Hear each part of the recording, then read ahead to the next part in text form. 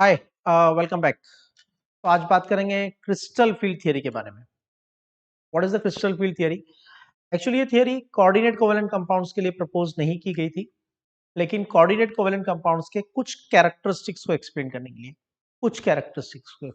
के लिए हमने इस थियरी को कोऑर्डिनेट कोवेलेंट कंपाउंड्स यानी कॉम्प्लेक्स कंपाउंड्स के लिए अडॉप्ट कर लिया है। ठीक है, तो definitely there are certain limitations, क्योंकि ओरिजिनली थियरी इन कंपाउंड्स के लिए नहीं है, ये आयोनिक कंपाउंड के लिए है। और हमें पता है complex compound coordinate covalent bond से बनते हैं। तो yes, there are going to be limitations for it, but we will just focus on limitation for exam point of view. During explanation do not be negatively biased कि ये तो theory ionic compound का है, हम तो coordinate covalent bond पढ़ रहे हैं, कॉम्प्लेक्स कंपाउंड्स के बारे में पढ़ रहे हैं। तो एक बात क्लियर समझ लो कि हमारे कुछ बड़े कंस्ट्रेंट्स हैं, हमारे कुछ बड़ी अंडरस्टैंडिंग में गैप्स हैं। जब तक हमने वीबीटी पढ़ा, वैलेंस बॉन्ड थियरी पढ़ा, तो हम कुछ चीजों को डिसाइड नहीं कर पा रहे हैं। जैसे स्ट्रॉन्ग लिगेंड और वीक लिगेंड कैसे होता है, कब हमें हंट्स रूल को फॉलो करके हाई स्पिन कॉम्प्लेक्स बनाना है और कब हंट्स रूल को फॉलो नहीं करके लो स्पिन कॉम्प्लेक्स बनाना है। ठीक है, how would we find that, उसका रीजन क्या होता है वो अभी हमें नहीं पता। कॉम्प्लेक्स कंपाउंड्स में एक ही मेटल आयन के कॉम्प्लेक्स कंपाउंड के कलर्स अलग अलग होते हैं, राइट? जैसे लिगेंड को चेंज करते हैं उसका कलर चेंज हो जाता है, मेटल आयन वही है, तो उसका क्या रीजन होता है? ठीक है, अगर मुझे दो लिगेंड्स को कंपेयर करना है, अमोनिया और कार्बन मोनोऑक्साइड दोनों न्यूट्रल हैं, या तीसरा और ले लेते हैं साइनाइड, और एक फोर्थ ले लेते हैं वाटर, और इन चारों को मुझे कंपेयर करके बताना है कि बताओ इन चार लिगेंड में से ऑर्डर बनाओ इनकी स्ट्रेंथ का, इंक्रीजिंग ऑर्डर या decreasing order, ascending order of the strength और the descending order of the strength बनाओ। तो उसके लिए भी अभी तक मेरे पास कोई इंस्ट्रूमेंट नहीं है। मेरे आर्मामेंट में अभी आर्म्स कम है, क्योंकि वीबीटी इतने सारे सवालों का जवाब नहीं देती है। तो इन सभी क्वेश्चंस को आंसर करने के लिए strength of ligand, order of the strength of ligand, colour of complex compound, okay, इन सब को समझाने के लिए हमने क्रिस्टल फील्ड थियरी को अडॉप्ट कर लिया। समझ गए बात? अब देखो, क्रिस्टल फील्ड थियरी की एक सबसे बड़ी एजम्पशन ये है, कंडीशन ये है कि भाई आप थियरी अडॉप्ट कर लो, लेकिन जब आप थियरी अडॉप्ट करते हो तो आप ये समझो कि जो सेंट्रल मेटल एटम है वो पॉजिटिव आयन है, even if you are taking neutral compound. अगर आप कंपाउंड बना रहे हो FeCO(5), अब यहां पे मैं आयरन जीरो ऑक्सीडेशन स्टेट में यूज कर रहा हूं, मतलब आयरन एटम यूज कर रहा हूं, आयरन+2 आयरन+3 यूज नहीं कर रहा, और मेरा लिगेंड भी न्यूट्रल है, कार्बन मोनोऑक्साइड। लेकिन सीएफटी मुझसे ये कहती है कि भाई देखो, अगर आपको मुझे अप्लाई करना है तो आपको सेंट्रल मेटल एटम और आयन को कैटायन कंसीडर करना पड़ेगा, पॉजिटिव आयन कंसीडर करना पड़ेगा। दूसरी बात, लिगेंड को नेगेटिव आयन कंसीडर करना पड़ेगा। समझ गए? तो ये एजम्पशन रख के कि लिगेंड का जो मेटल होता है, लिगेंड का जो सेंट्रल मेटल होता है, उसको हम पॉजिटिव आयन कंसीडर करेंगे, और जो लिगेंड्स होते हैं उनको नेगेटिव आयन कंसीडर करेंगे। Clear? Number one.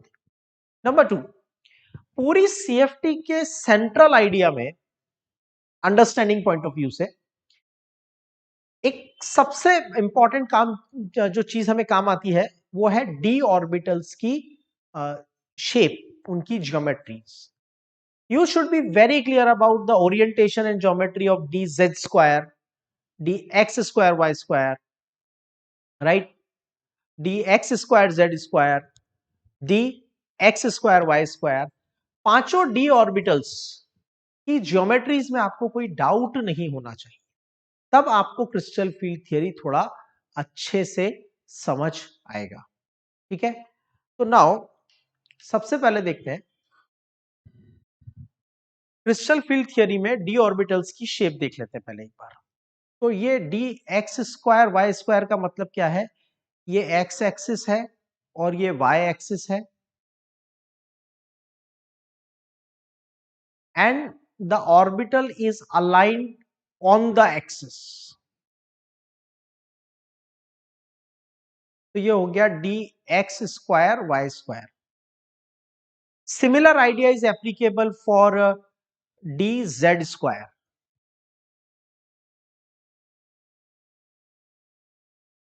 z axis पे अलाइंड है, ये x है और ये y है, and this is the another probability area. ठीक है, this one. लेकिन जब हम बिटवीन द एक्सिस की बात करते हैं, ये x, ये y, ये x, ये z, ठीक है, ये y और ये z, y z, x y, and this is x z. तो यहां पे इलेक्ट्रॉन का probability area between the nuclear axis है, ऑन द एक्सिस नहीं है.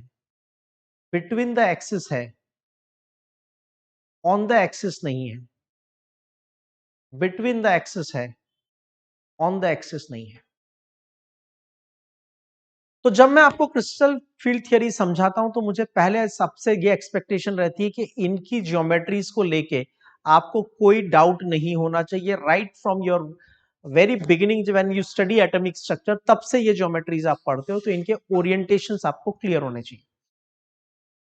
अब मैं फाइनली एक पॉइंट हाईलाइट कर देना चाहता हूं क्योंकि वो इस थियरी का सोल है, और वो पॉइंट ये है कि वैसे तो 5 तरह के डी ऑर्बिटल्स होते हैं, d x square y square, d z square, d x z, d y z, d x z, d x y. लेकिन अगर मैं इन्हें 2 कैटेगरीज में डिवाइड करता हूं, तो बिटवीन द एक्सिस, और ये बिटवीन द एक्सिस हो जाएंगे एक्स वाई के बीच में, एक्स जेड के बीच में, या वाई जेड के बीच में. तो ये जो 3 ऑर्बिटल्स हैं, 1 2 3, इनको हम कहेंगे बिटवीन द एक्सिस. और ये वाले जो ऑर्बिटल हैं, इनको हम कहेंगे ऑन द एक्सिस. तो ऑन द एक्सिस वालों को हम बोल देंगे बाद में आगे जाके, ऑन द एक्सिस वालों को बोलेंगे ईजी ऑर्बिटल्स इन क्रिस्टल फील्ड थियरी. और बिटवीन द एक्सिस वाले ऑर्बिटल्स को हम नाम देंगे T2G. ये मैं आपको एडवांस में प्रिपेयर कर रहा हूं टर्मिनोलॉजी के लिए. तो जब ईजी की बात की जाएगी तो इसमें 2 ऑर्बिटल आ जाएंगे, d x square y square and d z square. जब T2G की बात की जाएगी तो T2G में आ जाएगा x z y z and x z y z and x y, मतलब बिटवीन द एक्सिस वाले ऑर्बिटल्स आ जाएंगे. क्लियर? तो ये क्लैरिटी आपको एडवांस में होनी चाहिए, सो दैट आपको आगे का अंडरस्टैंडिंग क्लियर रहेगा. अब देखना, मैं ऑक्टाहेड्रल कॉम्प्लेक्स बना रहा हूं, and how the orientation of orbital will play an important role. बात पे ध्यान देना. Crystal field theory in general, this theory is based on the electrostatic model of atom, which assumes there is an ionic bond between the metal and ligand. They assume that ligand is negatively charged. अब वो basically negative charge नहीं भी होगा, neutral होगा, then also we consider it is negatively charged. Metal positive ion होगा या neutral, then also we'll consider as positive ion, and we will assume that there is a ionic bond present between them. Right? As I said earlier, originally this theory was proposed for ionic compound. We have adopted it for the complex compounds. Right? अब एक बात पे ध्यान देना, आपने एक word सुना होगा, d orbital degenerate. What do we mean by d orbital degenerate, या degenerate orbital का मतलब क्या होता है? तो d सबशेल है, d सबशेल है. d सबशेल के 5 ऑर्बिटल हैं, d x y, d y z, d x z, d x square y square and d z square. अब यहां पे क्या होता है, नॉर्मली इन सभी 5 ऑर्बिटल्स की एनर्जी एग्जैक्टली सेम रहती है इन केस ऑफ एटम. और अगर आयन गैसियस फॉर्म में है, जैसे if I write copper +2 gaseous ion, और if I write iron +2 gaseous ion, मतलब आइसोलेटेड गैसियस एटम और आइसोलेटेड गैसियस आयन यूज कर रहा हूं, तब भी then also all 5 d orbitals of the same subshell 3dxy, 3dyz, 3dx square y square, 3dz square, सब पांचों d orbitals of same subshell, इनकी एनर्जी सेम रहेगी, जिसे कहते हैं d orbital degenerate। कहानी बदलती है जब हम इनको वाटर में डिसॉल्व करते हैं या फिर हम इन्हें किसी लिगेंड से कंबाइन करते हैं। एक्चुअली जब वाटर में डिसॉल्व करते हैं तो वाटर भी इनके साथ कॉम्प्लेक्स कंपाउंड बना लेता है, वाटर भी एक तरह से लिगेंड का काम करता है। तो मैं ये कह सकता हूं कि जब कोई आइसोलेटेड गैसियस आयन होता है तो उसका इलेक्ट्रॉन क्लाउड स्फेरिकली सिमेट्रिक होता है, सभी डायरेक्शन में इवनली डिस्ट्रीब्यूटेड होता है, और उसके पांचों डी ऑर्बिटल की एनर्जी सेम होती है। ये कहानी कब की है? ये कहानी है कॉम्प्लेक्स बनने के पहले की। कॉम्प्लेक्स बनने के बाद क्या हुआ, कहानी बदल गई। अब ऑर्बिटल दो पार्ट में डिवाइड हो गए, d x y, d y z and d x z. ये एक ग्रुप बन गया, और दूसरा group d x square y square and d z square का बन गया। ये जो एनर्जी में गैप आया ना, पहले सेम थी एनर्जी सभी पांचों ऑर्बिटल्स की, अभी गैप आ गया। ये जो गैप क्रिएट हुआ, इस गैप को हम बोलते हैं क्रिस्टल फील्ड स्प्लिटिंग। ओके, तो आपके मन में एक क्वेश्चन आया होगा, और नहीं आया तो आना चाहिए था, कि किसकी एनर्जी कम होगी और किसकी ज्यादा होगी और क्यों ऐसा होगा। मैंने तो आपको बता दिया कि जब वो आइसोलेटेड गैसियस आयन है, आइसोलेटेड गैसियस आयन है, तो उसके सभी पांचों डी ऑर्बिटल की एनर्जी सेम है, इलेक्ट्रॉनिक डिस्ट्रीब्यूशन स्फेरिकली सिमेट्रिक है। पर जब उसने कॉम्प्लेक्स बनाया, तो एंड रिजल्ट में आपको बता रहा हूं कि अभी पांचों डी ऑर्बिटल की एनर्जी सेम नहीं रहेगी, वो दो ग्रुप में डिवाइड हो जाएंगे, दो ग्रुप में स्प्लिट हो जाएंगे। बिटवीन द एक्सिस वालों की एनर्जी अलग होगी और ऑन द एक्सिस वालों की एनर्जी अलग होगी। क्वेश्चन ये अराइज होता है किसकी कम और किसकी ज्यादा होगी। ठीक है, तो इसका आंसर है it depends on the geometry of complex. अगर हम ऑक्टाहेड्रल कॉम्प्लेक्स बनाते हैं तो एनर्जी का ऑर्डर होता है बिटवीन द एक्सिस की energy come, on the axis की एनर्जी ज्यादा। लेकिन अगर हम टेट्राहेड्रल कॉम्प्लेक्स बनाते हैं तो ऑर्डर ऑपोजिट हो जाता है, बिटवीन द एक्सिस की एनर्जी ज्यादा और ऑन द एक्सिस की एनर्जी कम। अगला सवाल ये आता है कि कैसे पता चलेगा, क्या फैक्टर्स हैं जो ये डिटरमाइन करते हैं। तो बहुत सिंपल है, एक डायग्राम से आपको टॉपिक क्लियर हो जाएगा। स्टेप बाय स्टेप जाते हैं। मैं लेता हूं, आप पॉइंट को समझना ध्यान से, मैं तीन कंडीशंस डिस्कस करूंगा। Condition 1, d x y, d y z, d x z, d x square y square and d z square. ये है डी ऑर्बिटल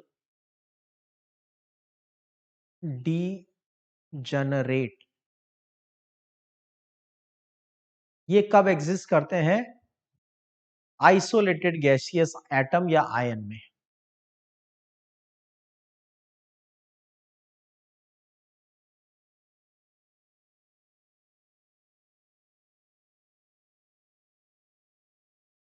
अब मैं ले रहा हूं d x y, d y z, d x z, d x square y square and d z square, ये मैं ले रहा हूं आपके 5 ऑर्बिटल्स, 1 2 3 4 5 ऑर्बिटल इन कॉम्प्लेक्स। तो मैं आपको दो बातें बताना चाहता हूं। नंबर 1, एवरेज एनर्जी, मतलब इन पांचों की एनर्जी को टोटल कर दो, डिवाइड बाय 5। इन 5 की एनर्जी का टोटल कर दो, डिवाइड बाय 5। ऐसा फिजिकली करना नहीं होता, पॉसिबल भी नहीं होता, पर एवरेज क्या होता है वो बता रहा हूं, ठीक है। फिर एवरेज एनर्जी कंपेयर करोगे ना, तो कॉम्प्लेक्स बनने के बाद डी ऑर्बिटल्स की एवरेज एनर्जी बढ़ गई। समझ में आया? क्यों बढ़ गई वो नहीं बताया, बढ़ गई वो समझ में आया। याद रखना है, जब सेंट्रल मेटल एटम और आयन गैसियस फॉर्म में था, आइसोलेटेड था, तो पांचों डी ऑर्बिटल की एनर्जी सेम थी और कम थी, ठीक है। जब कॉम्प्लेक्स बन गया तो पांचों डी ऑर्बिटल की एनर्जी बढ़ गई, पांचों डी ऑर्बिटल की एनर्जी बढ़ गई, किसी की कम बढ़ी, किसी की ज्यादा बढ़ी, पर बढ़ सबकी गई, ठीक है। तो जब पांचों का एवरेज करेंगे तो वो पहले वाले एवरेज से ज्यादा आएगा, ठीक है। ये हो गई कंडीशन 1। अब कंडीशन 2, जो इंक्रीज हुआ है एनर्जी में उसको एनालाइज करते हैं। तो क्या पांचों डी ऑर्बिटल की एनर्जी में इंक्रीज सेम हुआ है, या पांचों डी ऑर्बिटल की एनर्जी में जो चेंज हुआ है, बढ़ी बढ़ी तो सबकी है, पर क्या सबकी सेम बढ़ी है? इसको एनालाइज करते हैं। इसको एनालाइज करने से पहले एक स्टेप पीछे जाना पड़ेगा। जब मैं आपसे कहता हूं कि जब कॉम्प्लेक्स बनता है तो एवरेज एनर्जी डी ऑर्बिटल्स की बढ़ जाती है, अरे क्यों बढ़ जाती है? Simple logic, very simple logic. मैं लेता हूं आयरन +3 और इसका कॉन्फ़िगरेशन है argon 3d5 4s0 4p0 4d0। अब आया नेगेटिवली चार्ज्ड लिगेंड, इसका जो न्यूक्लियस है वो इस लिगेंड को क्या करेगा? अट्रैक्ट करेगा, तभी तो लिगेंड आके अट्रैक्ट होगा, अटैच होगा। तो सेंट्रल मेटल का न्यूक्लियस लिगेंड को अट्रैक्ट करता है, और ये जो आयन है, ये जो एग्जिस्टिंग इलेक्ट्रॉन है, मेटल के डी में ऑलरेडी एग्जिस्टिंग इलेक्ट्रॉन है, इलेक्ट्रॉन नेगेटिव होते हैं, तो वो इस लिगेंड को रिपेल करेगा। तो साइमल्टेनियसली जब कॉम्प्लेक्स बनता है, दो फोर्स काम करते हैं। एक फोर्स काम करता है न्यूक्लियस और लिगेंड के अट्रैक्शन का, दूसरा फोर्स काम करता है एग्जिस्टिंग इलेक्ट्रॉन और न्यू इलेक्ट्रॉन के रिपल्शन का। ऑब्वियसली अट्रैक्शन ज्यादा होता है इसलिए कॉम्प्लेक्स बनता है, लेकिन रिपल्शन एग्जिस्ट तो कर रहा है, और due to repulsion energy will increase, ठीक है।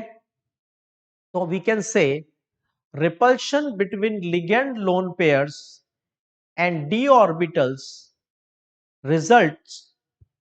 results in average increase in energy of d orbitals. Clear?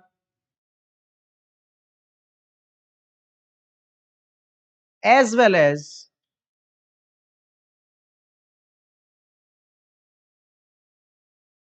splitting of energy also, as well as splitting of energy also. एक बात समझो, एनर्जी क्यों बढ़ गई? जब आपने लिगेंड से को अटैच किया मेटल से, जब मेटल से लिगेंड को अटैच किया तो रिपल्शन हुआ between the existing electron and new electron, agreed? Existing electron और न्यू इलेक्ट्रॉन्स में रिपल्शन हुआ, you agree on that, right? तो रिपल्शन हुआ तो एनर्जी बढ़ गई। दूसरी बात मैंने कहा कि अब डीजनरेट नहीं रहा, मतलब पांचों डी ऑर्बिटल की एनर्जी सेम नहीं रही, तो उसका क्या रीजन हो सकता है? मेरे प्रीवियस स्टेटमेंट में ही उसका रीजन है, रिपल्शन की वजह से एनर्जी बढ़ती है, लेकिन लेकिन लेकिन ध्यान से सुनो, पांचों डी ऑर्बिटल्स को सेम रिपल्शन फेस नहीं करना पड़ता। Let's suppose on the axis वालों को ज्यादा रिपल्शन हो रहा है और बिटवीन द एक्सिस वालों को कम रिपल्शन हो रहा है, तो ये पहले वाली एनर्जी थी, ठीक है? अब ऑन द एक्सिस वालों को ज्यादा रिपल्शन हुआ तो उनकी एनर्जी ज्यादा बढ़ गई, बिटवीन द एक्सिस वालों को कम रिपल्शन हुआ तो उनकी एनर्जी भी बढ़ी, लेकिन उनकी एनर्जी में इंक्रीज कितना हुआ? कम हुआ, ठीक है? तो एवरेज तो बढ़ रही है, बिटवीन द एक्सिस वालों की भी बढ़ रही है और ऑन द एक्सिस वालों की भी बढ़ रही है। बिटवीन द एक्सिस वालों की एनर्जी भी बढ़ रही है और ऑन द एक्सिस वालों की भी बढ़ रही है, तो एवरेज तो बढ़ रहा है, लेकिन क्या सेम मैग्नीट्यूड में इंक्रीज हो रहा है क्या? नहीं, क्योंकि दोनों को रिपल्शन एक जैसा फेस नहीं करना पड़ रहा है, and this is the idea. तो अब ये बढ़ा बिटवीन द एक्सिस, ये भी बढ़ा ऑन द एक्सिस, तो इसको तो हम कहेंगे एनर्जी बढ़ गई। लेकिन अब ऑन द एक्सिस वालों की एनर्जी ज्यादा है compare to between the axis, और इन दोनों के बीच का जो एनर्जी गैप है, इसको बोलते हैं क्रिस्टल फील्ड स्प्लिटिंग, ठीक है? तो ये जो बिटवीन द एक्सिस वाले ऑर्बिटल्स हैं, इनके रिपल्शन का मैग्नीट्यूड अलग होता है और ऑन द एक्सिस वाले ऑर्बिटल्स के बीच में रिपल्शन का मैग्नीट्यूड अलग होता है। किस पे कम होगा, किस पे ज्यादा होगा, वो हम कॉम्प्लेक्स की ज्योमेट्री के साथ देखेंगे, लेकिन हमेशा याद रखना, कॉम्प्लेक्स के अंदर डी ऑर्बिटल्स को, एग्जिस्टिंग डी ऑर्बिटल्स को रिपल्शन होता है from ligand, yes, agreed. Repulsion की वजह से मेटल के डी ऑर्बिटल्स की एनर्जी बढ़ती है, यस, एग्रीड। लिगेंड के रिपल्शन की वजह से डी ऑर्बिटल्स की एनर्जी सेम प्रपोर्शन में बढ़ती है, नो, नॉट एग्रीड। जो बिटवीन द एक्सिस है उनकी एनर्जी का इंक्रीज अलग होता है, और जो ऑन द एक्सिस है उनकी एनर्जी का इंक्रीज थोड़ा अलग होता है। इसलिए कॉम्प्लेक्स बनने के बाद दो ग्रुप बन जाते हैं, ऑन द एक्सिस को बोल देते हैं कलेक्टिवली ईजी, और बिटवीन द एक्सिस वालों को कलेक्टिवली बोल देते हैं T2G।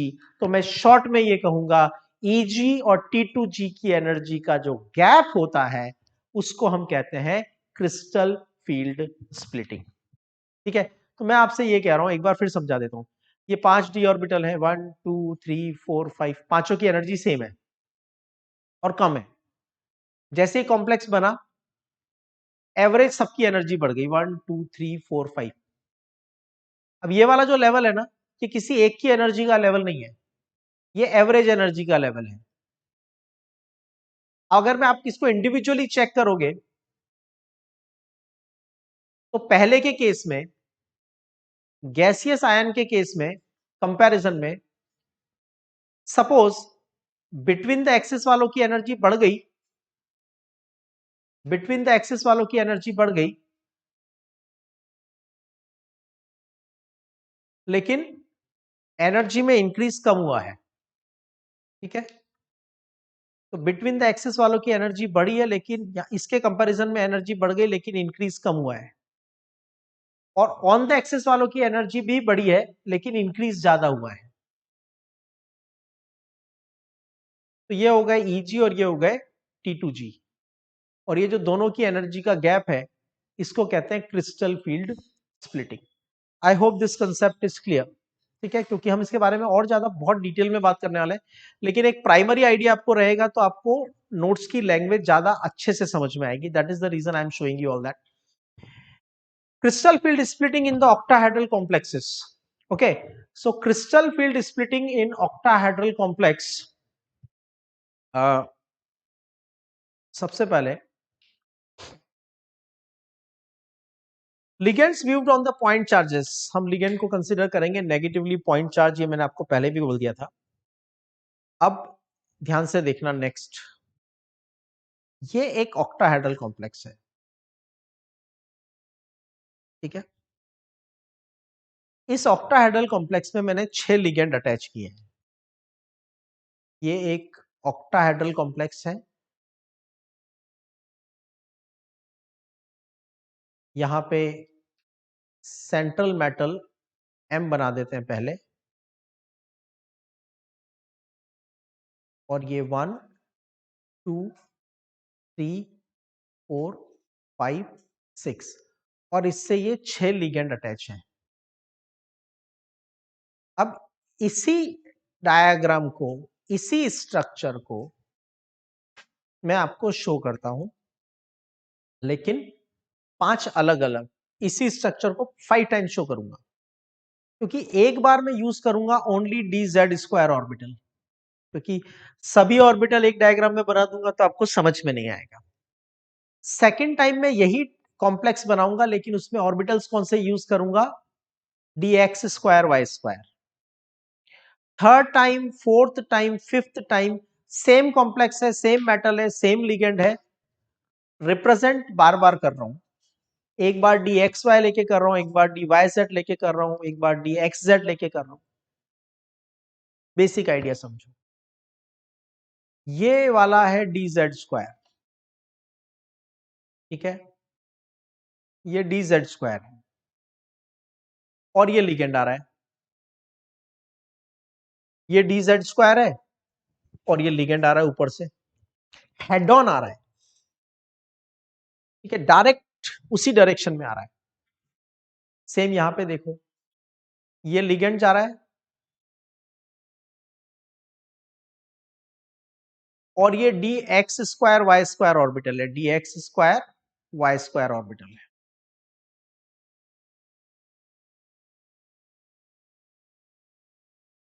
ठीक है, ये dx² y² ऑर्बिटल, और हेड ऑन आ रहा है सीधा, तो रिपल्शन बहुत ज्यादा होगा, ठीक है। अब ये है x² dxy, not square, dxy, ligand आ रहा है, सभी डायरेक्शन से आ रहा है, लेकिन लिगेंड ये ऑर्बिटल्स इस तरह से हैं और लिगेंड इनके बीच में आ रहा है, ठीक है। What I am saying is, ये आपकी एक्सिस है जहां से लिगेंड आ रहा है, और ये आपके ऑर्बिटल्स हैं, डॉटेड लाइन से शो किया, पूरा डायग्राम बनाता हूं तो आप कंफ्यूज हो जाते हैं। तो ये लिगेंड आ रहा है। अब एक बात बताओ, ये जो लिगेंड आ रहा है क्या ये हेड ऑन आ रहा है, नहीं, ये साइड्स में से आ रहा है, ठीक है। तो ये जो बिटवीन द एक्सिस वाले ऑर्बिटल्स हैं, इन्हें कम रिपल्शन फेस करना पड़ेगा, और ऑन द एक्सिस वालों को ज्यादा रिपल्शन फेस करना, मोर रिपल्शन मोर एनर्जी। तो ये जो दो ऑर्बिटल्स हैं ऑन द एक्सिस वाले, जिनको हमने नाम दिया था Eg, और ये जो दो ऑर्बिटल्स हैं जिनको हमने नाम दिया था T2G, इन्हें सेम मैग्नीट्यूड का रिपल्शन फील नहीं हो रहा है। Eg को ज्यादा रिपल्शन फेस करना पड़ रहा है, और T2G को कम रिपल्शन फेस करना पड़ रहा है, रिपल्शन सबको फेस करना पड़ रहा है। तो Eg की एनर्जी में इंक्रीज ज्यादा होगा, और T2G की एनर्जी में इंक्रीज कम होगा। तो मैं कह सकता हूं difference in the energy of Eg and difference in the energy of T2G, this will be called as crystal field splitting, crystal field splitting, ठीक है। तो इसको हम प्रॉपर डायग्राम से शो करते हैं। ये था गैसियस आयन, ये है average energy in the crystal, ठीक है। तो इसमें आपके पास क्रिस्टल बन गया,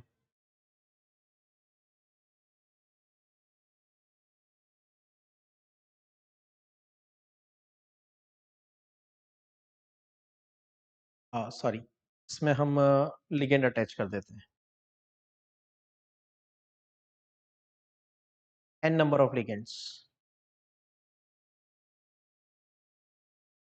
तो ये लिगेंड अटैच हो गए 6। ओवरऑल चार्ज, पूरे कॉम्प्लेक्स का चार्ज पता नहीं, पॉजिटिव नेगेटिव कुछ भी हो सकता है।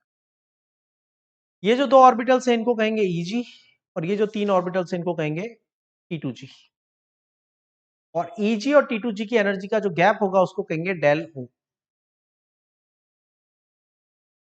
लेट्स से डेल O का वैल्यू 60 जूल है। ऐसा सब वैल्यू हमें याद नहीं रखना होता, पता भी नहीं है। मैं तो बोलता हूं लेट्स से इन दोनों का डिफरेंस 60 है, ठीक है। तो इस एवरेज लाइन के कंपैरिजन में एवरेज ऑफ ऑल 5 ऑर्बिटल्स, इसके कंपैरिजन में Eg कितना ऊपर होगा और T2G कितना नीचे होगा।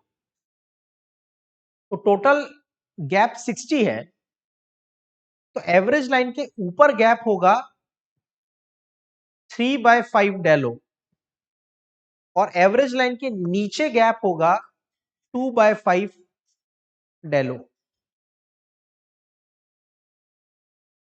ऐसा क्यों? ऐसा क्यों? सिंपल है, ये रीअरेंजमेंट ऑफ एनर्जी है, ठीक है। मैं आपसे ये कहता हूं कि एवरेज के कंपैरिजन में, इस एवरेज की कंपैरिजन में मैं इसको बोल देता हूं ए, इसको बोल देता हूं बी, और इसको बोल देता हूं सी। मैंने तीनों से 10-10 जूल एनर्जी ले लिया, 10-10 जूल एनर्जी ले लिया इनसे, तो टोटल डिक्रीज कितना हो गया? 30। अब इस एबीसी से जो एनर्जी ली है वो मुझे इन दोनों को देनी पड़ेगी। तो 10 + 10 + 10 मैंने टोटल ली है 30। अब वो मुझे देनी है, लेकिन लेने वाले तो दो ही हैं। 30 जब इन दो को मिलेगी तो कितनी मिलेगी? 15 एंड 15। तो मैं कहता हूं इन octahedral complex, in octahedral complex, energy of T2G orbital is 2/5 times of del O less, 2/5 times del O than average, rather -2/5 times del O। तो अगर एवरेज है x, तो इन तीन ऑर्बिटल्स की एनर्जी को हम कैसे शो करेंगे? -2/5 टाइम्स ऑफ डेल ओ से शो करेंगे, ठीक है। तो this is about the difference in energy, ठीक है। तो आपको एक क्लियर आइडिया आ जाना चाहिए। मैं ड्राइंग्स को क्लियर कर देता हूं, तो मैं आपको पता चलेगा कि पांचों की एनर्जी में जब इंटरचेंज हो रहा है तो increase in the energy of 2, आप इसको इस तरह से समझो, मुझे टोटल इनकी एनर्जी में इंक्रीज करना है 30 जूल का। तो एवरेज एक के में कितना इंक्रीज करना पड़ेगा? 15 जूल का। अब 30 जूल टोटल इंक्रीज करना है, और मैंने इनसे बोला कि भाई आप कंट्रीब्यूशन करो तीनों मिलके। तो तीनों कंट्रीब्यूशन कितना करेंगे? 10-10-10 जूल का। तो एवरेज के कंपैरिजन में इनकी एनर्जी में डिक्रीज कम हुआ, एवरेज के कंपैरिजन में इनकी एनर्जी में डिक्रीज हुआ 10 जूल ईच, लेकिन 10-10-10 मिला के हो गया 30, और इस 30 जूल एनर्जी जब इन दो को दी तो उनको कितनी मिली? 15। तो एवरेज के कंपैरिजन में इसमें इंक्रीज ज्यादा हुआ। So we can say decrease in energy, decrease in energy of T2G is equal to increase in energy of Eg, ठीक है। This is called crystal field splitting of octahedral complex. तो समझ में आया आपको? मैं एक बार हाईलाइट कर देता हूं जो मेन पॉइंट मैं आपको कन्वे करना चाहता हूं। वो ये है कि जब ये एटम था तो ये डी ऑर्बिटल्स डी जनरेट थे, डी जनरेट मतलब सभी पांचों डी ऑर्बिटल्स की एनर्जी सेम थी। ये तो एवरेज है, दिस इज नॉट एक्चुअल, इसको छोड़ दो। जब कॉम्प्लेक्स बना तो दो की एनर्जी में इंक्रीज ज्यादा हुआ और तीन की एनर्जी में इंक्रीज कम हुआ, मतलब it is not a D generate anymore. तो इनकी एनर्जी का जो गैप होगा उस गैप को हम बोलते हैं crystal field splitting. Clear? Octahedral case में जो ऑन द एक्सिस होते हैं उनकी एनर्जी में इंक्रीज ज्यादा होता है और जो बिटवीन द एक्सिस होते हैं उनकी एनर्जी में इंक्रीज कम होता है। I hope the concept is clear. Okay, अब टेट्राहेड्रल कॉम्प्लेक्स में क्या होता है? टेट्राहेड्रल कॉम्प्लेक्स में जो लिगेंड्स बनते हैं, इसमें देखो ये वाला डायग्राम देखो, ये आपके ऑर्बिटल्स हैं, तो आप यहां पे बना लो dx स्क्वायर वाई स्क्वायर और यहां ऊपर बना लो dz स्क्वायर। तो जो ऑन द एक्सिस है, लिगेंड कहां से आ रहे हैं? बीच में आ रहे हैं, ये एक्सिस है और लिगेंड यहां से आ रहे हैं, चार लिगेंड। तो ligands are not coming on the axis, ligands are coming between the axis. तो क्या होगा? T2G ऑर्बिटल्स यानी बिटवीन द एक्सिस वालों को ज्यादा रिपल्शन फेस करना पड़ेगा और EG ऑन द एक्सिस वालों को कम रिपल्शन फेस करना पड़ेगा। तो EG की एनर्जी कम रहेगी और T2G की एनर्जी ज्यादा रहेगी। ठीक है, तो फाइनल कंक्लूडिंग पॉइंट हमारे पास क्या होना चाहिए इतने डिस्कशन के बाद? आप इतना याद रखो, टेट्राहेड्रल कॉम्प्लेक्स में और ऑक्टाहेड्रल कॉम्प्लेक्स में एनर्जी का ऑर्डर ऑपोजिट होता है। यह होता है टेट्राहेड्रल में T2G ज्यादा और EG कम, मतलब बिटवीन द एक्सिस वाले कम, ऑन द एक्सिस वाले सॉरी बिटवीन द एक्सिस वाले ज्यादा और ऑन द एक्सिस वाले कम। ऑक्टाहेड्रल में T2G is less and EG is more. ठीक है, बिटवीन द एक्सिस वाले कम और ऑन द एक्सिस वाले ज्यादा, और ये आपको रटना नहीं है, ये जो ज्योमेट्री मैंने बताई है उसके बेसिस पे आपको ये क्लैरिटी होनी चाहिए। ठीक है, the energy difference between these two sets of orbitals मतलब T2G and EG, it is represented by del O या डेल, डेल से रिप्रेजेंट कर देते हैं, डेल से। ठीक है, तो जैसे ऑक्टाहेड्रल कॉम्प्लेक्स है उसमें क्या होगा, एवरेज के कंपैरिजन में ये स्प्लिटिंग हो जाएगी, ये हो गए EG और ये हो गए T2G अगर ऑक्टाहेड्रल कॉम्प्लेक्स है तो। और टेट्राहेड्रल कॉम्प्लेक्स है तो क्या होगा? तो भी स्प्लिटिंग होगी, लेकिन अब T2G ऊपर रहेगा और EG नीचे रहेगा। इस स्प्लिटिंग को बोलेंगे डेल T और इस स्प्लिटिंग को बोलेंगे डेल O। डेल O का मतलब है crystal field splitting in octahedral complex, और डेल T का मतलब है क्रिस्टल फील्ड स्प्लिटिंग इन टेट्राहेड्रल कॉम्प्लेक्स। अब एक हाइपोथेटिकल क्वेश्चन, ध्यान से सुनो। मैंने मेटल आयन लिया M+N और मैंने लिगेंड लिया L-N या L-M, व्हाटएवर। मैं मेटल आयन चेंज नहीं करने वाला हूं और मैं लिगेंड भी चेंज नहीं करता हूं। Same metal same ligand use करके मैंने एक बार बनाया टेट्राहेड्रल कॉम्प्लेक्स और एक बनाया octahedral complex. Mind it, ligand same है, मेटल आयन सेम है। डिफरेंस यह है कि एक बार हम 6 लिगेंड्स अटैच करके ऑक्टाहेड्रल बना रहे हैं और दूसरी बार 4 लिगेंड अटैच करके टेट्राहेड्रल बना रहे हैं। मेरा क्वेश्चन ये है कि जो स्प्लिटिंग होगी उसका ऑर्डर तो अलग होगा, ईजी ऊपर T2G नीचे, या फिर T2G ऊपर ईजी नीचे। ऑक्टाहेड्रल में ईजी ऊपर होगा, टेट्राहेड्रल में T2G ऊपर होगा। That's all right. मैं पूछा इन दोनों के गैप का क्या होगा। मेटल दोनों तरफ सेम है, टेट्राहेड्रल में भी ऑक्टाहेड्रल में सेम मेटल यूज किया है, let's say cobalt +3। Ligand same use किया है, लेट्स से साइनाइड। और कंडीशंस ऐसी दी है कि एक बार 4 लिगेंड अटैच होते हैं, एक बार 6 लिगेंड अटैच होते हैं, एक बार टेट्राहेड्रल बनता है, एक बार ऑक्टाहेड्रल बनता है। तो स्प्लिटिंग तो होती है। ऑक्टाहेड्रल में ईजी ऊपर होता है, टेट्राहेड्रल में T2G ऊपर होता है। ऊपर कोई भी हो, मैं आपसे पूछा हूं दोनों के गैप क्या दोनों केसेस में सेम होंगे क्या? Answer is no. व्हाई?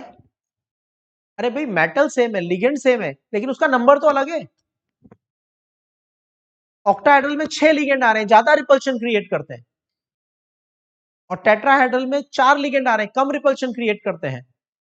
तो नॉर्मली ऑक्टाहेड्रल कॉम्प्लेक्सेस की स्प्लिटिंग ज्यादा होती है और टेट्राहेड्रल कॉम्प्लेक्सेस की स्प्लिटिंग कम होती है। ठीक है, ये बात आपको याद रखनी है। ठीक है, और इसको कंसेप्चुअली समझना है, इसमें कुछ भी रटने जैसा नहीं है। तो it has been observed that splitting in the tetrahedral complex is considerably less than octahedral complex. दोनों के बीच में रिलेशन क्या होता है? तो दोनों के बीच का रिलेशन होता है दिस वन। जितनी भी ऑक्टाहेड्रल स्प्लिटिंग हुई है उसकी 4/9 टाइम्स स्प्लिटिंग टेट्राहेड्रल कॉम्प्लेक्स में होती है। समझ में आया? ठीक है। Now the magnitude of crystal field splitting depends upon the ligand and the metal ion. अब देखो, मैंने कोबाल्ट +3 लिया, सुनना ध्यान से, कोबाल्ट +3 लिया, एक बार अमोनिया अटैच किया, एक बार वाटर अटैच किया, एक बार साइनाइड अटैच किया, 6 अटैच कर रहे हैं, 6 अमोनिया, 6 साइनाइड, 6 वाटर, मतलब ऑक्टाहेड्रल कॉम्प्लेक्स बना रहे हैं। तो स्प्लिटिंग हो रही है, ईजी ऊपर T2G नीचे आ रहा है, ऑल एग्रीड। क्वेश्चन ये है, क्या स्प्लिटिंग का मैग्नीट्यूड लिगेंड के साथ चेंज होगा क्या? अमोनिया अटैच करेंगे तो अलग स्प्लिटिंग होगी, साइनाइड अटैच करेंगे तो अलग स्प्लिटिंग होगी, वाटर अटैच करेंगे तो अलग स्प्लिटिंग होगी। आंसर इज ऑब्वियसली यस, क्योंकि स्प्लिटिंग का कॉज क्या है? रिपल्शन। रिपल्शन कौन कर रहा है? लिगेंड कर रहे हैं डी ऑर्बिटल्स को। तो अगर कोई स्ट्रॉन्ग लिगेंड है जो मेटल के ज्यादा पास आने का ट्राई करता है तो ज्यादा रिपल्शन करेगा, ज्यादा स्प्लिटिंग करेगा। और अगर कोई वीक लिगेंड है कि भाई जहां तक डिस्टेंस मिल गई चुपचाप वहीं तक आऊंगा, ज्यादा अंदर आने का ट्राई नहीं करूंगा मैं, तो वो क्या हो जाएगा? ऑब्वियसली वो आपका वीक लिगेंड हो जाएगा, कम स्प्लिटिंग करेगा। ठीक है, तो स्प्लिटिंग इस बात पर डिपेंड करती है कि लिगेंड कितना स्ट्रॉन्ग है। अगर मैं सेम मेटल लेता हूं, इस लाइन को मैं आपको एक्सप्लेन करके बता देता हूं। With the same metal ion,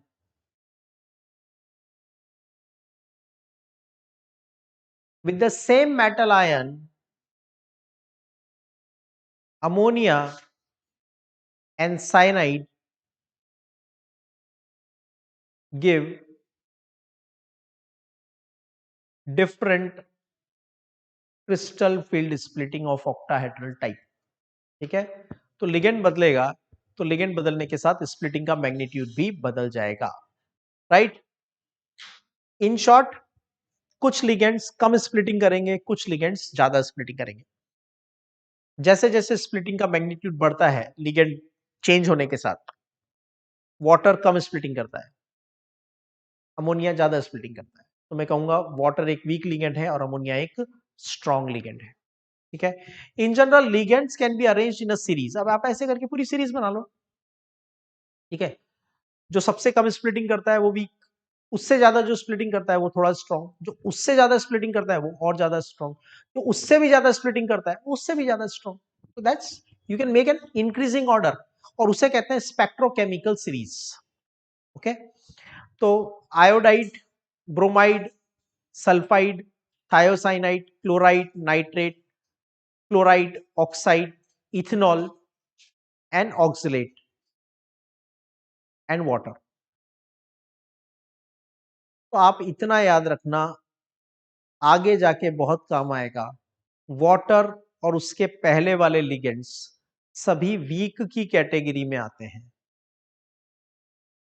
मतलब ये बहुत ज्यादा स्प्लिटिंग नहीं करते हैं। इनकी एक इंपॉर्टेंस और है जो मैं थोड़ी 5-10 मिनट बाद बताता हूं आपको।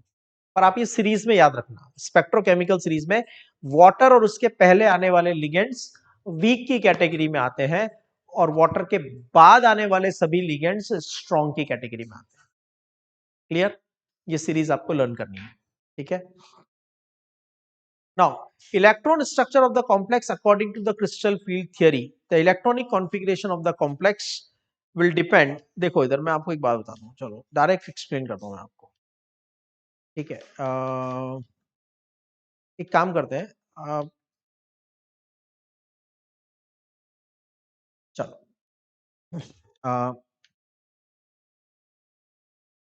how would this crystal field splitting affect the electronic configuration? ठीक है, सपोज क्रिस्टल फील्ड स्प्लिटिंग हो गई और ऑक्टाहेड्रल कॉम्प्लेक्स में हो गई। क्रिस्टल फील्ड स्प्लिटिंग हो गई और किस में हुई? ऑक्टाहेड्रल कॉम्प्लेक्स में हुई। तो Eg ऊपर और T2G नीचे है। अब ध्यान से देना, ये हम क्रिस्टल फील्ड थियरी तो पढ़ चुके हैं, अब उसका अप्लाई कर रहे हैं। सपोज मेटल के पास एक ही इलेक्ट्रॉन है, तो क्या होगा? कहां जाएगा? कहीं नहीं, यहां जाएगा। और कहां जाएगा? Hertz principle, lower energy orbitals are filled first, कोई प्रॉब्लम नहीं है। चाहे लिगेंड स्ट्रांग हो, वीक हो, स्प्लिटिंग कितनी भी हो, पहला इलेक्ट्रॉन तो नीचे T2G में ही जाएगा। What about second? वो भी यही जाएगा। Lower energy orbitals are filled first. What about third electron? वो भी यही जाएगा। ठीक है, तो आप यहां पे एक नोट लिख सकते हो, M plus N ion configuration D1 D2 D3। जो भी मेटल आयन आपने लिया है, सपोज टाइटेनियम +3 लिया है,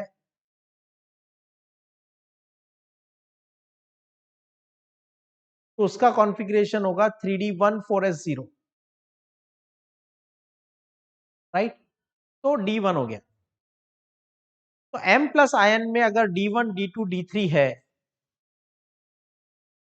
नो इफेक्ट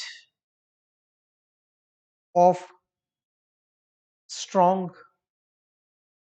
और वीक लिगेंड, कोई फर्क नहीं पड़ता। स्ट्रॉन्ग लिगेंड अटैच है, वीक लिगेंड अटैच है। स्पेक्ट्रोकेमिकल सीरीज में वाटर के पहले वाला अटैच है, वाटर के बाद वाला अटैच है, कोई फर्क नहीं पड़ता, क्योंकि इलेक्ट्रॉन को तो पहले नीचे ही जाना है, T2G में ही जाना है।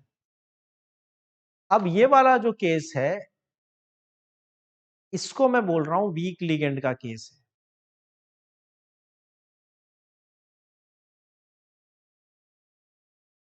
और ये वाला जो केस है, मैं इसको बोल रहा हूं ये एक स्ट्रॉन्ग लिगेंड वाला केस है। ठीक है, अब समझो बात को। अब कहानी ये हुई कि जब वीक लिगेंड आया और फिर फोर्थ इलेक्ट्रॉन आया D4, अब कंफ्यूजन हो गया। कंफ्यूजन क्या हो गया? मेरे पास दो ऑप्शन है, या तो मैं डी के एक इलेक्ट्रॉन को ऊपर ले जाता हूं, T2G1 T2G2 T2G3 EG1 ऊपर चला गया। ठीक है, ऑप्शन 1 क्लियर। ऑप्शन 2, नीचे वालों की एनर्जी कम है, ऊपर वाले की ज्यादा है, तो एक काम करते हैं ना, इसको यहीं पे पेयर अप कर देते हैं, 1 एंड 2। अब क्या करें? ये कहता है T2G3 EG1, ये कहता है T2G4 EG0, वो कहता है आप तो पेयरिंग चालू कर दो, ऊपर इलेक्ट्रॉन को मत भेजो। तो क्या होगा, क्या सही होगा? तो क्या सही होगा ये डिपेंड करेगा इस एनर्जी के ऊपर, और ये एनर्जी ऑब्वियसली आपको पता है कि लिगेंड की स्ट्रेंथ पे डिपेंड करती है। अब एक बात समझो, जब आप इलेक्ट्रॉन को पेयर करते हो तो क्या कोई प्रॉब्लम आती है? अब आप हमेशा ये प्रिफर क्यों करते हो कि पहले सब ऑर्बिटल को एक एक इलेक्ट्रॉन मिल जाए? आप स्टार्टिंग से पेयरिंग करना चालू क्यों नहीं करते? हंस रूल का लॉजिक क्या है? हंस रूल ने ये क्यों कहा कि पहले सभी ऑर्बिटल्स को एक एक इलेक्ट्रॉन दे दो, बाद में पेयरिंग करना, जब बचे तो पेयरिंग करना? तो the simple idea was energy. अब एक इलेक्ट्रॉन ऑलरेडी है और फिर मैं पेयरिंग करता हूं,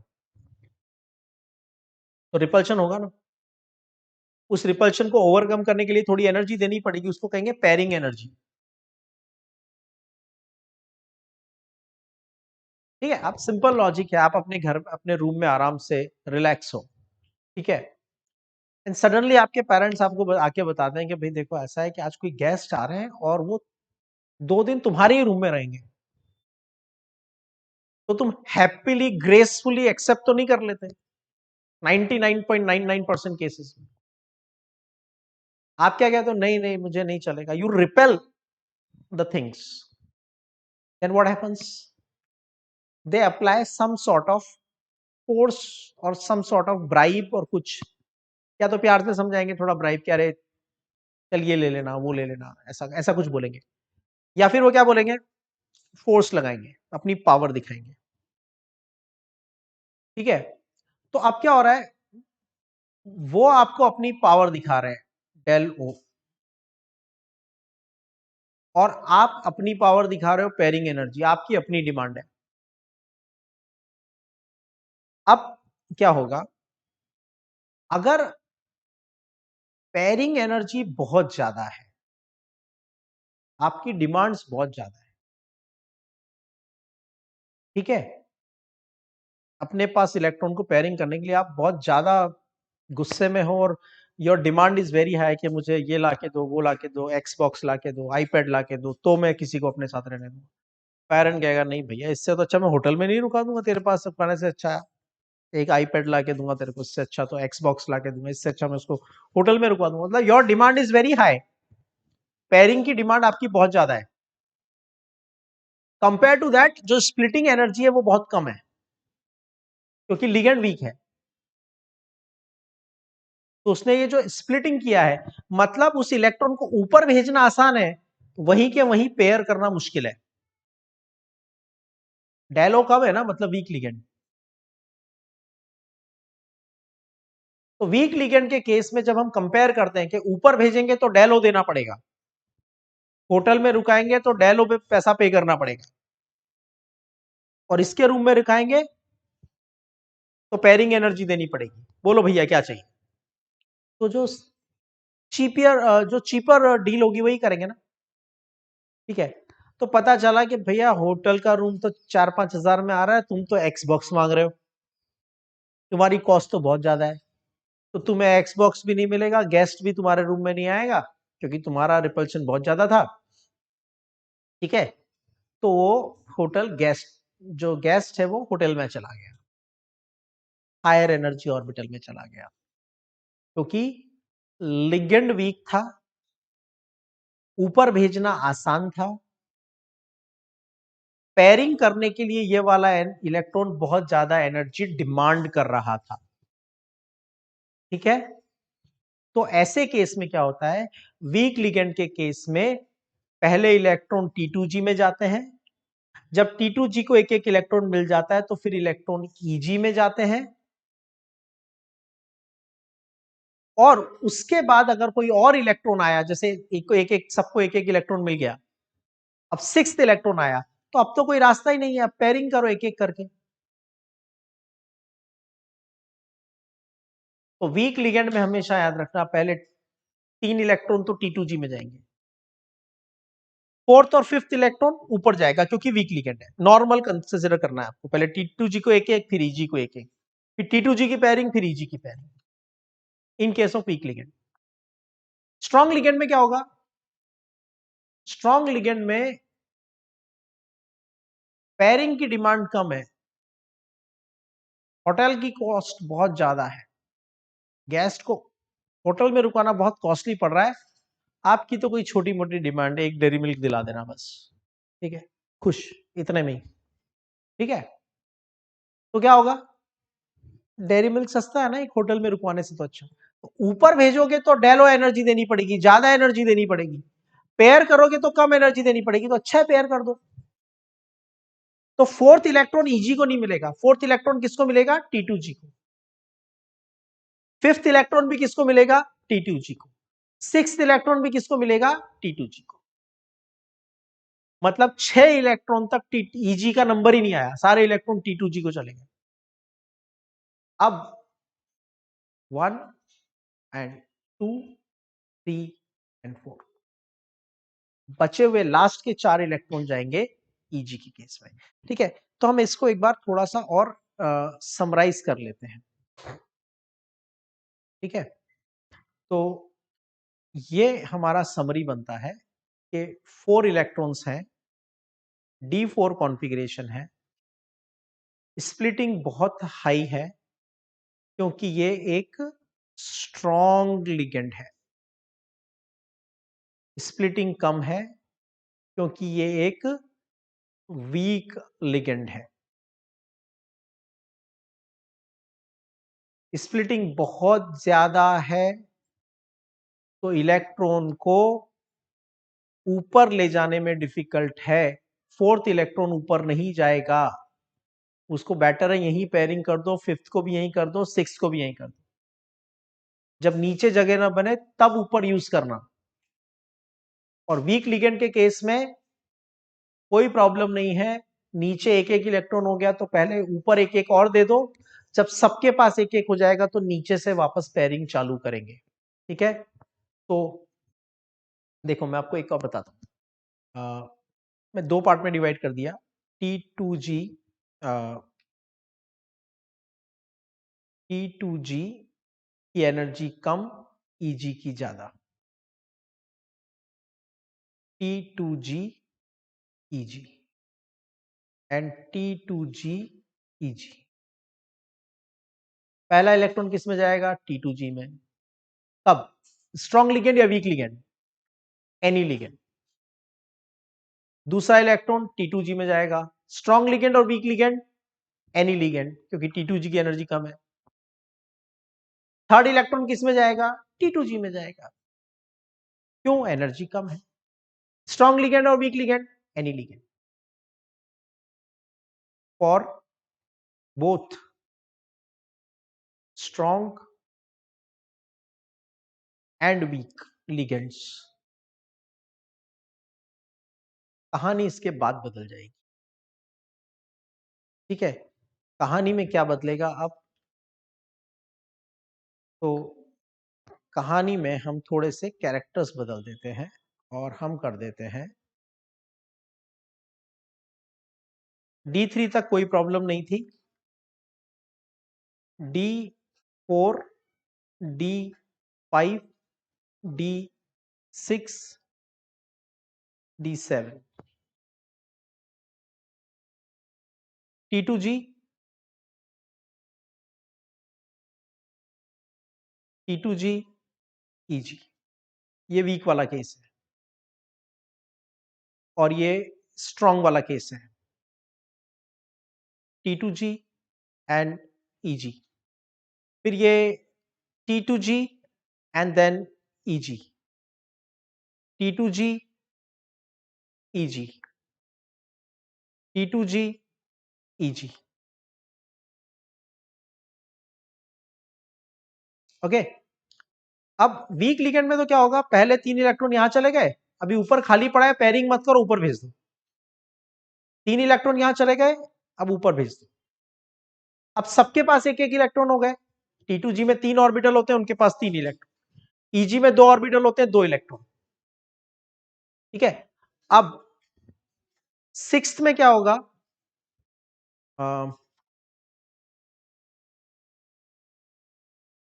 D6 अब तो पेयरिंग करनी पड़ेगी, अब सबके पास एक एक इलेक्ट्रॉन आ गया, तो ये हो जाएगा T2G4 Eg2। D7 में क्या होगा? T2G5 Eg2। अब नीचे वालों में पेयरिंग होती जा रही है। D8 T2G6 Eg2। T2G में 3 ऑर्बिटल है, 3 ऑर्बिटल के पास 6 इलेक्ट्रॉन हो गए, मतलब फुल हो गया, तो 9th इलेक्ट्रॉन किस में जाएगा? अब तो ऊपर ही भेजना पड़ेगा, कोई रास्ता ही नहीं है। और D10 में क्या होगा? वो भी ऊपर जाएगा, T2G6 Eg4। अब आते हैं स्ट्रॉन्ग लिगेंड में। स्ट्रॉन्ग मतलब ऊपर भेजना मुश्किल है, तो भैया 4th इलेक्ट्रॉन को भी यहीं पेयर कर दो ना, नीचे ही, क्योंकि आपके पास T2G में 3 ऑर्बिटल है, Eg में 2 है, तो 4 ऑर्बिटल की कैपेसिटी 6 होती है, तो जब तक 6 इलेक्ट्रॉन नहीं हो जाते तब तक ऊपर ही मत जाओ। T2G5 Eg0, T2G6 Eg0। अब T2G फुल हो गए, उनके पास हो गए 2-2 इलेक्ट्रॉन, अब मजबूरी में Eg में जाना पड़ेगा, तो अब क्या आएगा? T2G6 Eg1, T2G6 Eg2। T2G तो फुल है, 6 इलेक्ट्रॉन है उनके पास, T2G6 Eg3, T2G6 Eg4। अब ध्यान से देखो, D4 में दोनों कॉन्फ़िगरेशंस अलग है, D5 में अलग है, D6 में अलग है और D7 में अलग है। बाकी यहां से यहां तक कॉन्फ़िगरेशन सेम है। बहुत ही क्लासिकल कंक्लूजन मिला है। स्ट्रॉन्ग लिगेंड और वीक लिगेंड होता है तो कॉम्प्लेक्स के कॉन्फ़िगरेशंस अलग हो सकते हैं,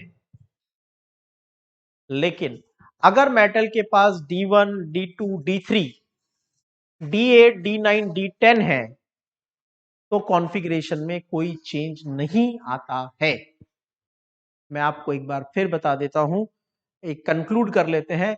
देखो, पहले 3 इलेक्ट्रॉन में कोई फर्क नहीं पड़ता स्ट्रॉन्ग है या वीक है, लास्ट के 3 इलेक्ट्रॉन में कोई फर्क नहीं पड़ता कि स्ट्रॉन्ग है या वीक है, तो हम क्या कहेंगे?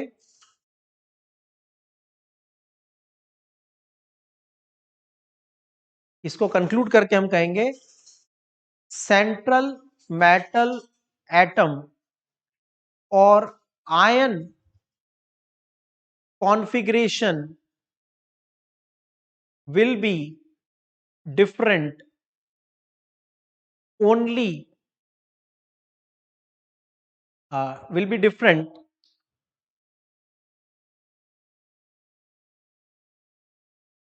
will be different for strong and weak ligand, strong and weak ligand only if metal has D4, D5, D6 और D7 कॉन्फ़िगरेशन।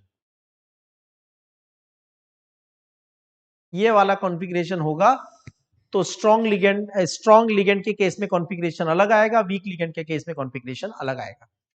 और अगर दोनों केसेस में डी के सेंट्रल मेटल के पास 1, 2, 3 इलेक्ट्रॉन है या 8, 9, 10 इलेक्ट्रॉन है तो कोई फर्क नहीं पड़ता, कॉन्फ़िगरेशन रिमेन्स द सेम। ठीक है, so this is the application of the crystal field theory. So now next we talk about electronic configurations का हमने डिस्कशन किया। ठीक है, कब कौन सा इलेक्ट्रॉनिक कॉन्फ़िगरेशन फॉलो करना है। ठीक है, so which of the following is a strong field ligand, जो ज्यादा स्प्लिटिंग करेगा। ठीक है, तो cyanide is the strongest ligand. इस तरह के क्वेश्चंस को सॉल्व करने के लिए आपको जो इलेक्ट्रो स्पेक्ट्रोकेमिकल सीरीज है वो लर्न करनी पड़ेगी। तो स्पेक्ट्रोकेमिकल सीरीज में साइनाइड और कार्बन मोनोऑक्साइड ये दोनों आफ्टर वाटर आते हैं। और उसमें भी कार्बन मोनोऑक्साइड ज्यादा स्ट्रॉन्ग है, साइनाइड थोड़ा कम स्ट्रॉन्ग है। लेकिन स्ट्रॉन्ग फील्ड मतलब नॉर्मली जिनमें आप कह सकते हैं, जब मैं स्ट्रॉन्ग वर्ड यूज कर रहा हूं ना, मेरा कहने का मतलब यह है कि स्प्लिटिंग एनर्जी इतनी ज्यादा है कि पेयरिंग एनर्जी उसके कंपैरिजन में कम है। यह होता है स्प्लिटिंग का स्ट्रॉन्ग लिगेंड। और वीक लिगेंड का मतलब क्या होता है? वीक लिगेंड का मतलब होता है कि स्प्लिटिंग कम है, पेयरिंग ज्यादा है। ठीक है। विच of the following is a week ligand? तो आपको वही वाटर के पहले वाले याद रखने हैं, वाटर के पहले वाले लिगेंड दोनों आ जाएंगे। ठीक है। वीक लिगेंड के केस में क्या होता है? Splitting energy is less than the pairing energy. मतलब T2G और EG की एनर्जी में गैप बहुत ही कम है। Limitations of crystal field theory. So limitation number 1, यहां पे पहली बात तो वही है जो स्टार्ट किया था। हम यहां पे कंसिडर कर रहे हैं negative charge and central metal ion is positive. लेकिन जरूरी नहीं है, कई बार लिगेंड न्यूट्रल हो सकता है, कई बार मेटल न्यूट्रल हो सकता है। तो दैट्स नॉट नेसेसरी कि आप, क्योंकि ये एजम्पशन तभी अप्लाई होती है जब आप मेटल को पॉजिटिव पॉइंट चार्ज कंसीडर करते हो और लिगेंड को नेगेटिव पॉइंट चार्ज डिस्कस करते हो, राइट। दूसरी बात, यहां आयोनिक बॉन्ड कंसीडर किया है। आयोनिक बॉन्ड कंसीडर करेंगे, इसका मतलब charge is a scalar quantity, तो ओवरलैपिंग ऑफ ऑर्बिटल्स नहीं आएंगी। ओवरलैपिंग ऑफ ऑर्बिटल्स नहीं आएंगी तो ज्योमेट्री को डिफाइन करना मुश्किल हो जाएगा। ठीक है। Why complexes have a definite geometry? Because the orbitals overlap in a definite direction. ठीक है। तो ये ज्योमेट्री वाले कंस्टेंट को भी यहां पर ध्यान रखना पड़ता है, और कोवेलेंट कैरेक्टर्स को बिल्कुल ध्यान में नहीं रखा है। दूसरी बात, अगर हम क्रिस्टल फील्ड थियरी को अप्लाई करते हैं और हम प्रैक्टिकली लिगेंड की स्ट्रेंथ फाइंड करते हैं, तो हमें ऑर्डर मिल जाता है as per the given explanation कि भाई कार्बन मोनोऑक्साइड, साइनाइड, वाटर, मतलब ये कम स्प्लिटिंग करता है, ये ज्यादा स्प्लिटिंग करता है। ये क्रिस्टल फील्ड थियरी ने हमें बता दिया। अब हमने क्रिस्टल फील्ड थियरी से काउंटर क्वेश्चन किया कि भैया एक बात बताओ, साइनाइड तो नेगेटिव है, कार्बन मोनोऑक्साइड न्यूट्रल है, तो नेगेटिव वाले को ज्यादा रिपल्शन क्रिएट करना चाहिए, ज्यादा स्प्लिटिंग करनी चाहिए, वो ज्यादा स्ट्रांग होना चाहिए। It should go more nearer to nucleus, it should cause more splitting, पर ये तो कम कर रहा है। कार्बन मोनोऑक्साइड तो न्यूट्रल है, न्यूट्रल है तो it should cause less repulsion, why it is creating more repulsion? इसका जवाब क्रिस्टल फील्ड थियरी के पास नहीं है। क्रिस्टल फील्ड थियरी ने तो क्या किया, इन लिगेंड्स को लगाया, स्प्लिटिंग का मैग्नीट्यूड बताया, जिसका मैग्नीट्यूड ज्यादा वो स्ट्रॉन्ग लिगेंड, जिसका मैग्नीट्यूड थोड़ा कम वो कंपेरेटिवली वीकर लिगेंड। अब वो अपनी ही बात में खुद फंस गए। उन्होंने कहा था रिपल्शन की वजह से स्प्लिटिंग होती है, और रिपल्शन कौन ज्यादा करेगा? Negative ion. तो फिर कार्बन मोनोऑक्साइड की स्ट्रेंथ कम होनी चाहिए और साइनाइड की स्ट्रेंथ ज्यादा होनी चाहिए, बट ऐसा नहीं है। तो there are certain points which can not be explain by crystal field theory. अब आप इसमें ज्यादा दिमाग मत लगाना कि ऐसा क्यों हो रहा है, फॉरगेट इट, ऐसा होता है। Crystal field theory fails to explain this, हमें इससे ज्यादा कोई ज्यादा मतलब नहीं है, राइट। तो that's about the crystal field theory. I personally believe कि ये पूरा टॉपिक एक बार पढ़ने से आपको इतनी अच्छी क्लैरिटी नहीं आती है, तो आई वुड रिक्वेस्ट कि आप इस वीडियो को एक बार दोबारा अच्छे से प्रॉपरली समझ के देखिए, नोट्स बनाइए, और वेबसाइट में इस वीडियो के साथ में आपको नोट्स ऑलरेडी दिए हुए हैं, डायग्राम्स के लिए स्पेस छोड़ा हुआ है, आपके पर्सनल नोट्स के लिए स्पेस छोड़ के रखा हुआ है। तो प्लीज आप नोट्स में ये डायग्राम्स को और अपने एक्स्ट्रा नोट्स को उसमें बनाइए, और इसको बार बार रीड कीजिए। पहले एक बार वीडियो देखने के बाद नोट्स को रीड करो, फिर दोबारा एक बार वीडियो देखो। Crystal field theory is an important topic. इसके बेसिस पे हम कलर ऑफ कॉम्प्लेक्स कंपाउंड भी एक्सप्लेन करेंगे in the coming session. Hope you have understood the theory at least on the broader side. लेकिन obviously you need to focus more and you may need to see the video one more time and then read the notes and then try to write the notes, try to make the diagrams and be clear about the idea. ठीक है? So that's about crystal field theory.